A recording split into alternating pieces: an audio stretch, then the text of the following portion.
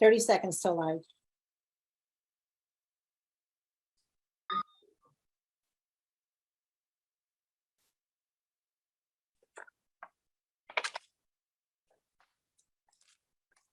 Good evening, everyone, and thank you for being with us here on this rainy evening. I am calling to order this virtual public hearing meeting of Monday, September 19th, 2022 to order.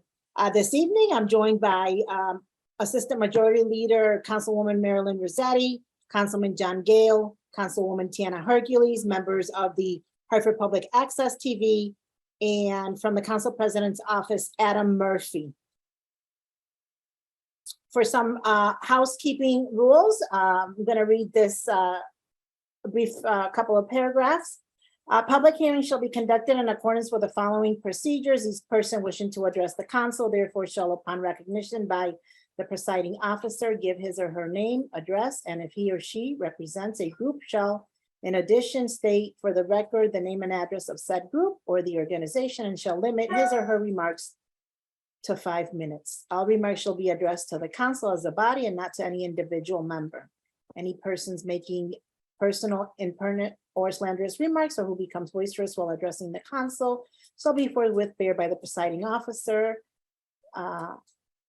from further audience at said meeting unless permission to remain is granted by a 2/3 vote of the council members present and voting. During public hearing, there shall be no debate by the council, although questions may be asked by council of persons making such presentations.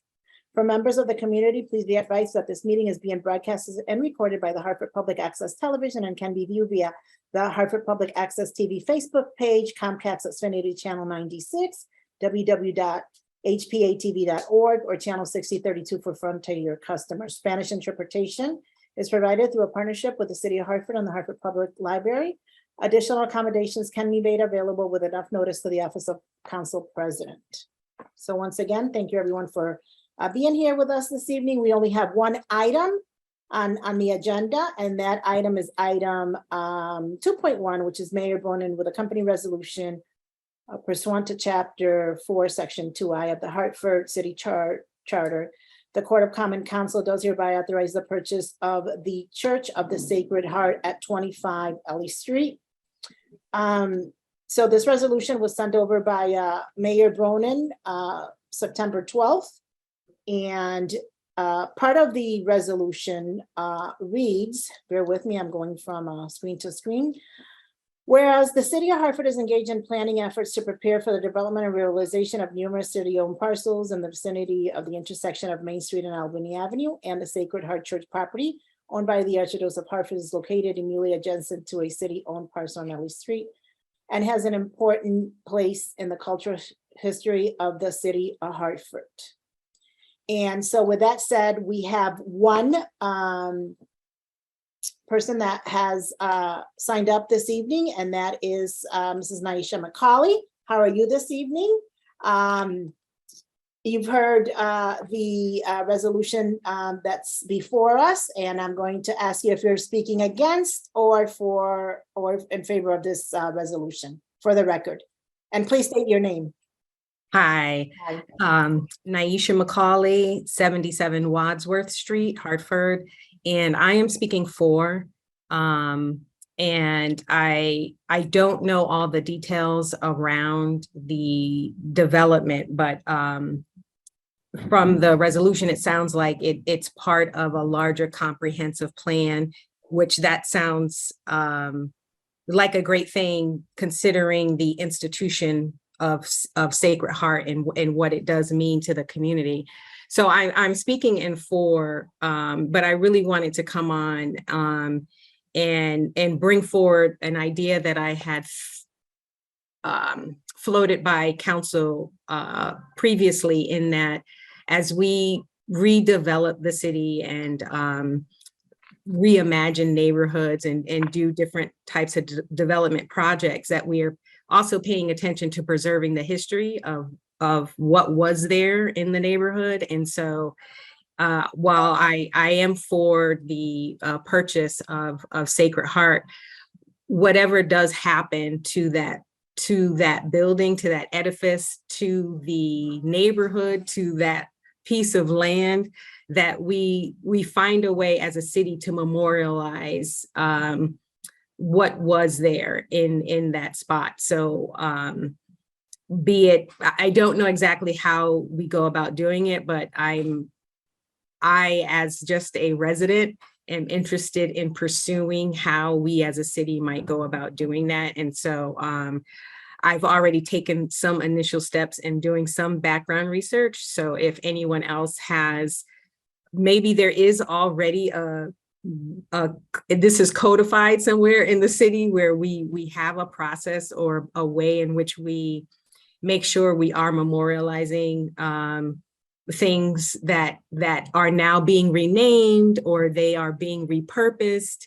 How do we make sure we are preserving the history as the city sort of gets reshaped or revisioned? So I am in favor of this, but I do just want to put on there that we should, as a city, just make sure we are capturing and preserving our history. So that's it. Thank you for your comments.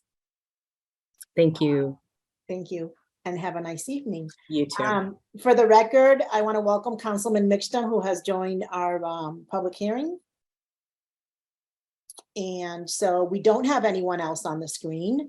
Councilman Gale, should we wait another couple of minutes or should we adjourn our public comment section for this hearing? We can chat for a few minutes. Absolutely. See if somebody else at last minute wants to join and give us their comments.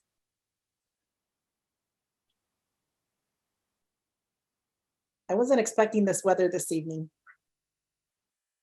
I walked in to the house probably 30 seconds before it started. It caught me in the garage and I got soaked coming from the garage to the house. I was a little luckier than you.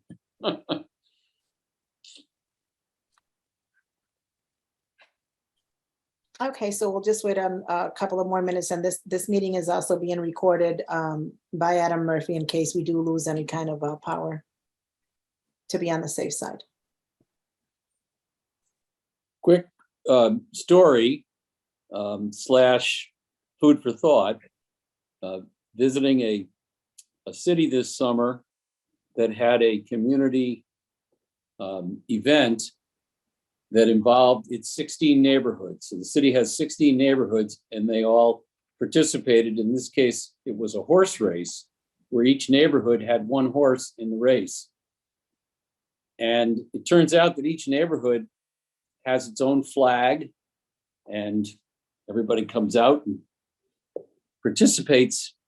And then the winner the next day gets to parade around town with their flags and promote their fact that their neighborhood won the race for that whole year. And I thought, we have 14 neighborhoods in Hartford. As a start, maybe we should get them all to have a contest to design a flag for each neighborhood and try to build a little, a little identity. So you Have a little neighborhood Olympics. Well, should we get everybody a horse? Start with the flags. And I appreciate Councilman Gale is keeping it modest. Well, but the idea of identity, of pride. I mean, the thing that was really clear was this neighborhood was so proud that they won, and they had 300 people from the neighborhood marching through the town. So What town is it, John? the town was Siena in Italy. That horse race is famous. Well, that's right. So I'm not proposing that we're going to go to get to what Siena has I think it's been around for 100 years or 500 years. I don't know. But that horse race is neighborhoods. It's 16 neighborhoods. And we happened to be there the day after. We weren't there for the race. We were there the day after. And boy, the winning neighborhood, they all had flags. They marched around the square. They sang a song. It was, it seemed like, that people really get into it and give them pride, pride in your part of town.